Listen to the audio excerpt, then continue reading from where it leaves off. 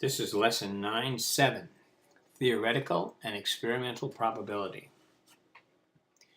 Follow the steps to determine how many times doubles are expected to turn up when two number cubes are rolled. Use the table to help you find the expected number of times doubles should turn up when rolling two number cubes 36 times. The top row represents one number cube and the left column represents the other number cube. Roll two number cubes 36 times, record the number of times doubles turn up. Well, what I did is I have a graphing calculator that has a program called probability simulation. And what I did is I rolled two number cubes 36 times and recorded the results in this table. I've highlighted the times that doubles showed up, and you can see 1, 2, 3, 4. 4 times.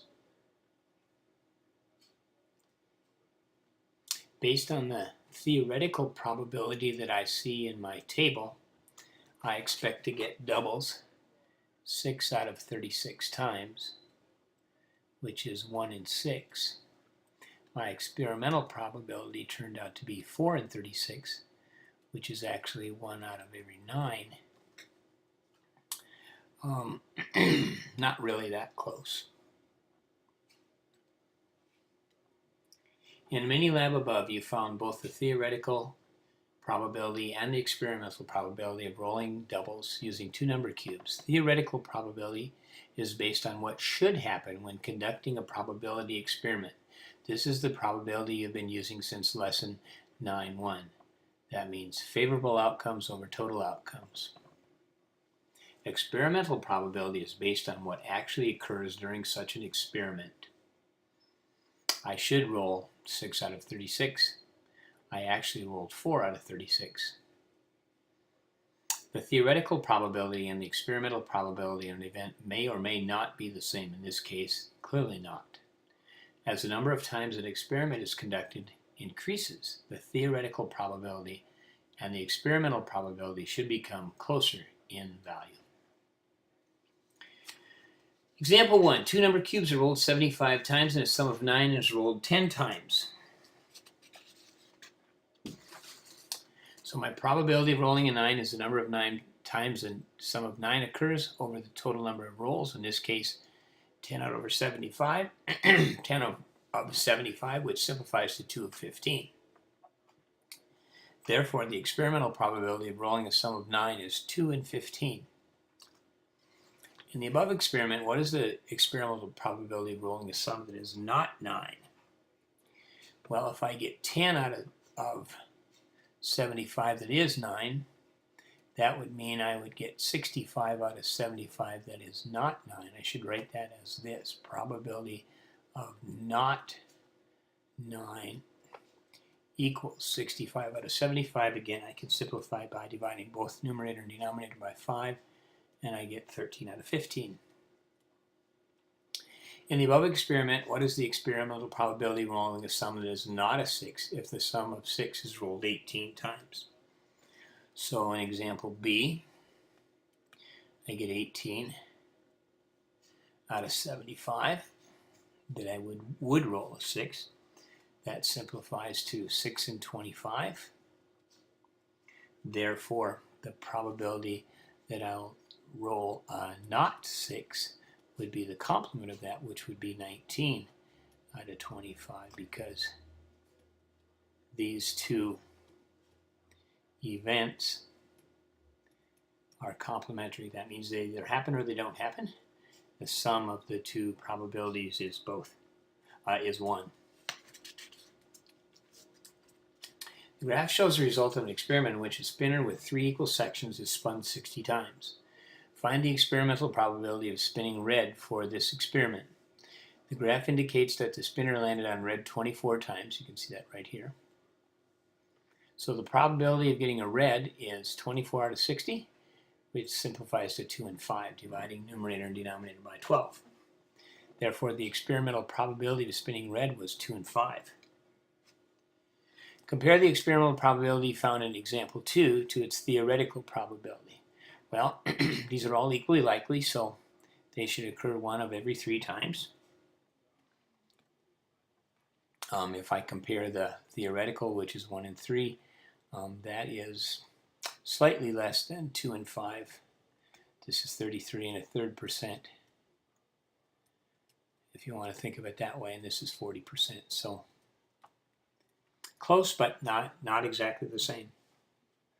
Refer to example 2. If the spinner was spun 3 more times and landed on green each time, find the experimental probability of spinning green for this experiment. Well, if I look up here, I have 21 green out of 60, so I spin 3 more and I get all green, so I have 24 out of 63. I can simplify that by dividing by 3, which gives me 8 out of 21.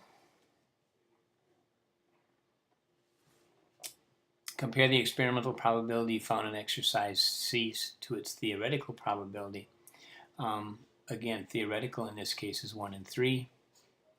8 over 21 would be slightly more than, well, actually it's slightly less than, because 1/3 would be 9 over 27. So slightly less than the theoretical, but again, really reasonably close. Theoretical and experimental probability can be used to make predictions about future events. A media buyer examines last year's DVD sales to decide how many DVDs of each type to buy this year. Last year's sales are shown in the table. What is the probability that a person buys a comedy DVD? Well, 2,000 DVDs were sold and 580 of those were comedies, so the probability is 580 over 2,000, which simplifies to 29 over 100, or 29%, if you want to think of it that way.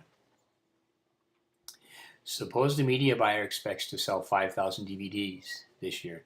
How many drama DVDs should he buy? Well, what I've done is I've set up a proportion here.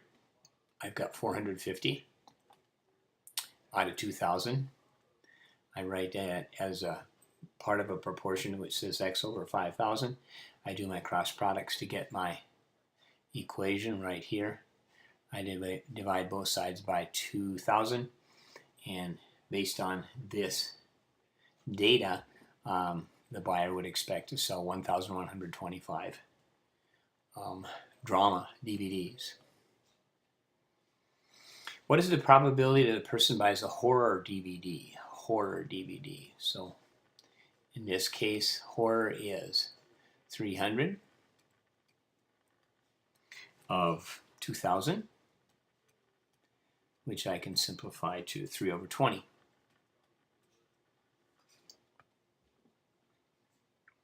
If the media buyer expects to sell 3,000 DVDs this year, about how many action movies should she buy? Well, action is 670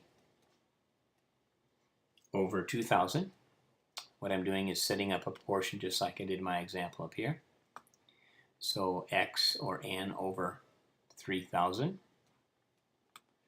Cross products would give me 201,000. So that's 2,201,000 equals 2,000 n. To solve, I divide both sides of the equation by 2,000. And what I find then is that n, or x, would equal 1,005. In this case, action movies. So the buyer should buy 1,005 action DVDs.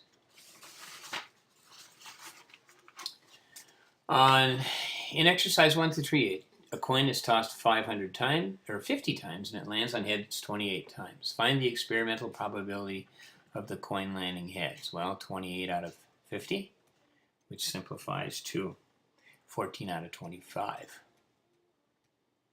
Favorable over total.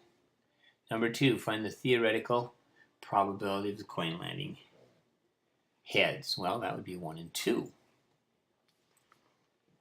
Compare the probabilities in exercise 1 and 2. Well, 1/2 would be slightly less than the experimental probability, 15 out of 25. This would be 50%. This would be 56% if we wanted to make an accurate comparison. So close, but again, not exactly the same.